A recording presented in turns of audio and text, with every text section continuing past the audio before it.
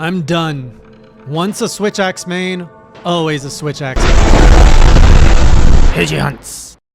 Welcome back, classy crew. The switch axe rises once more. I don't know why I put this down at all. What an amazing weapon. Longsword is out of here.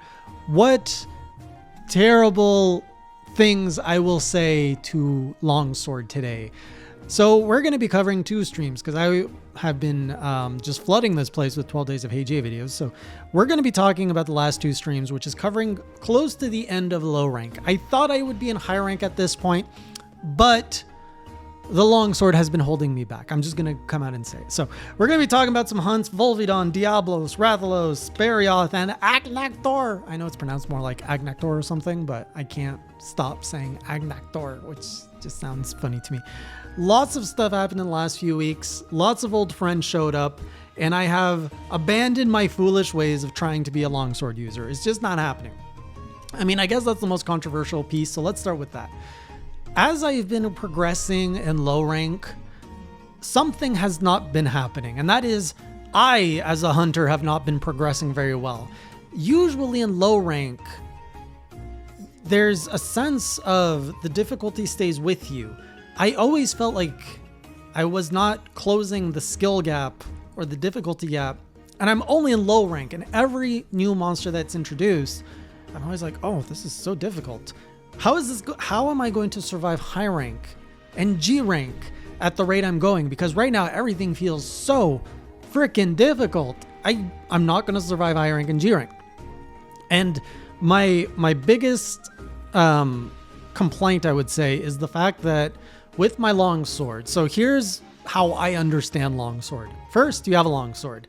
Then you smack the monster a few times and you charge your gauge until it's glowing white. Then you find an opening and you swishity swoosh until your blade glows white. Then you repeat until your blade glows yellow. Then you repeat once more until your blade glows red.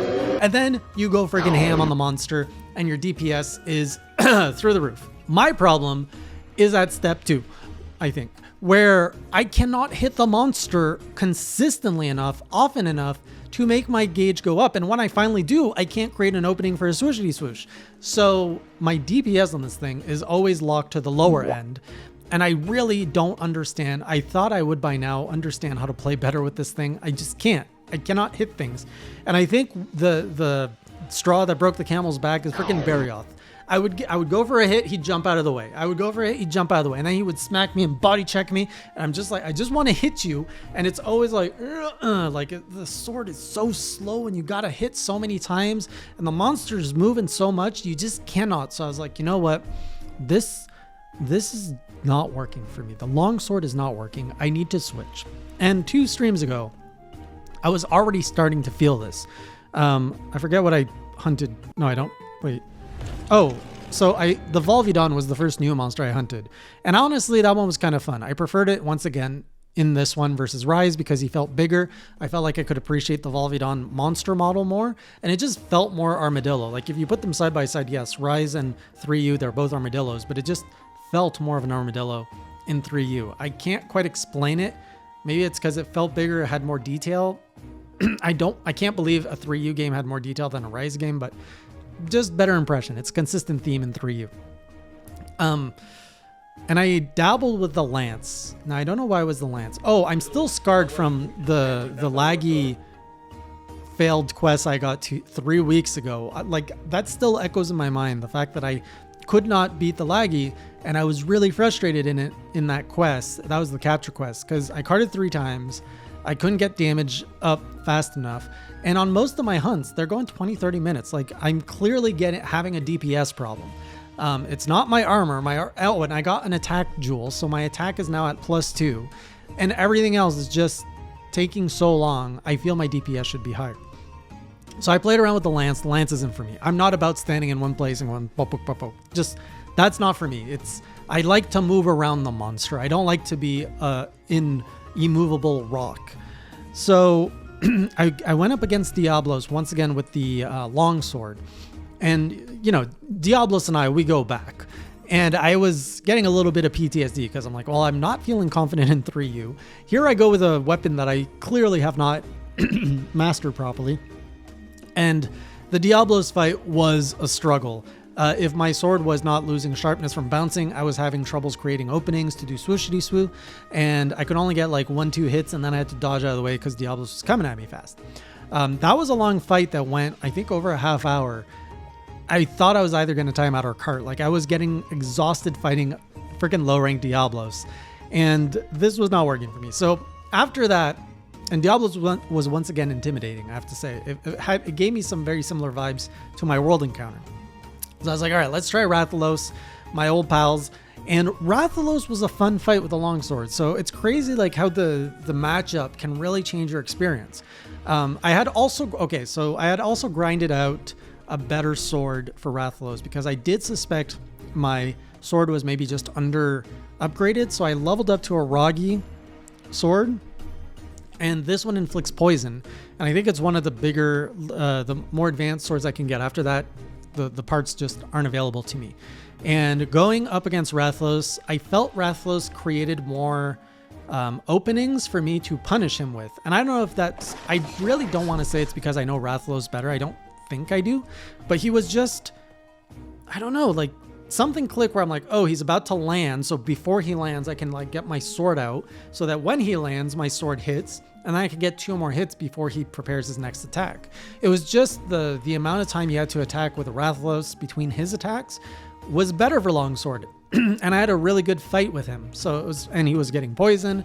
And overall, that fight felt like what it should for where I was in my progression. Then comes Barioth. The next fight was Barioth, and that was the one that was killing me. I was getting hit and I was not hitting enough to be like, it was not a fun fight. It was a struggle. I finally killed him and it was not a victorious kill. It was constantly trying to chase. Oh, and my God, there's like little Roggies that are like putting me to sleep. Oh, the trash monsters were such a problem in the last stream. Everywhere I went to fight a monster, the little trash monster would give me little smacks. And it was so consistent. They like were just pushing on the nerve. And like, just let me do my fight. Stay out of this, trash monster. You are trash. Stop trying to climb the ranks. And so I'm like, this is not going to work. I can't make my way to G rank with a longsword. So I went back and I was like, okay, let's try some weapons. And I was going to try sword and shield because that was working for me in OG Monster Hunter. I was like, maybe I can get used to sword and shield. And the chat was like, switch axe, just try it one more time. And I remember my first 3U stream. I was like, the switch axe is slow, cumbersome, and not good. I don't like it. But I'm like, you know what? Let's try it one more time. Let's just see what happens. And I took it out. I went to the Moga Woods and I swung it a few times and it felt so fast. I am not lying to you. Like night and day. I'm just couldn't believe how fast and fluid the switch axe felt. And you know, the reason to explain it is the contrast. So before I went from literal world and rise mechanics, switch axe mechanics, into 3U mechanics, which is going to be a massive slowdown of pace across the board.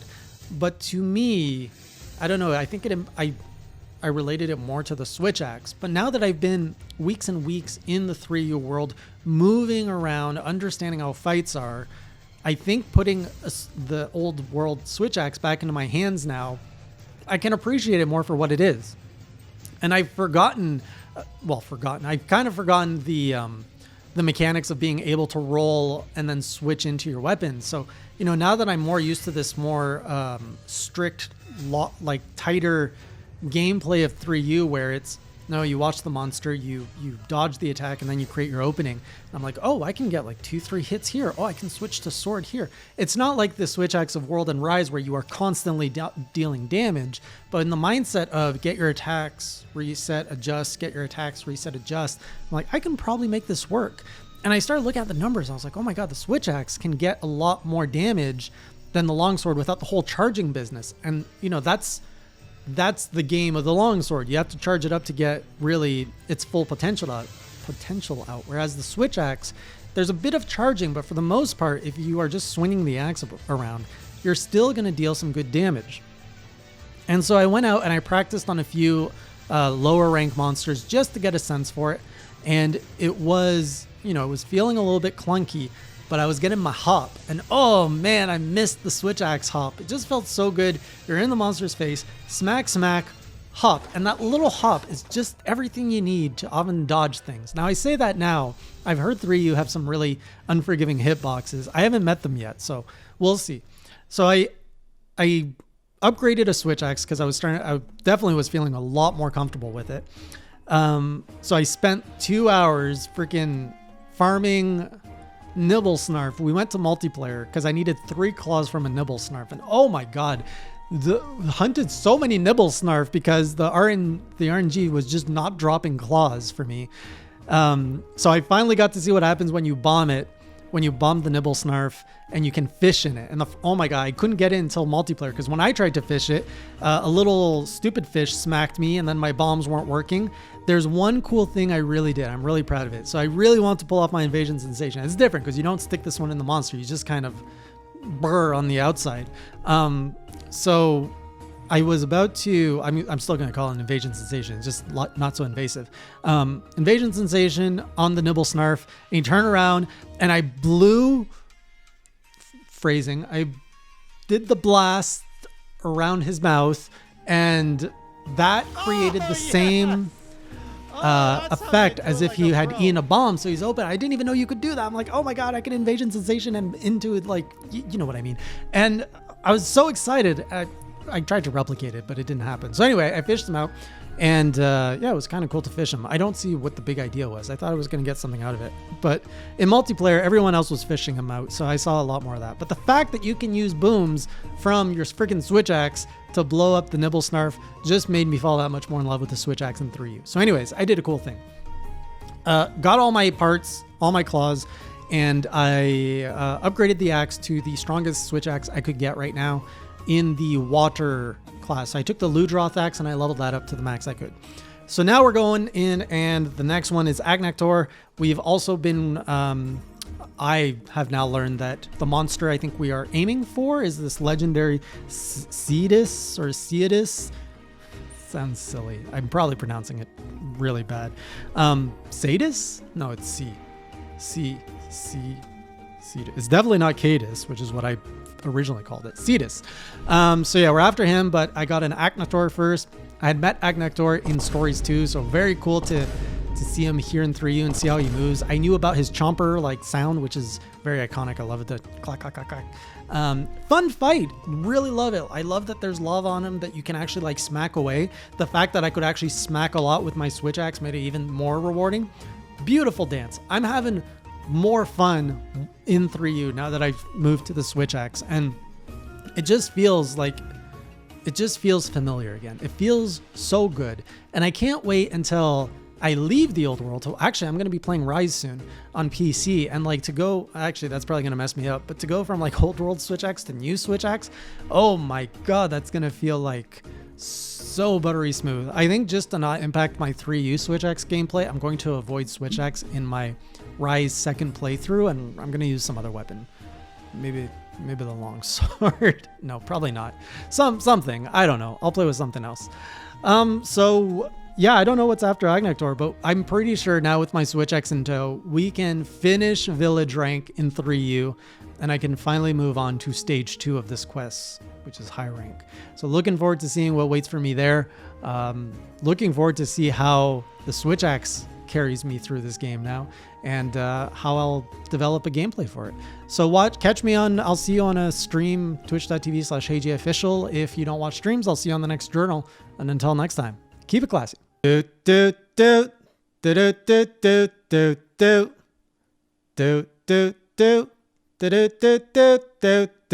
Subscribe.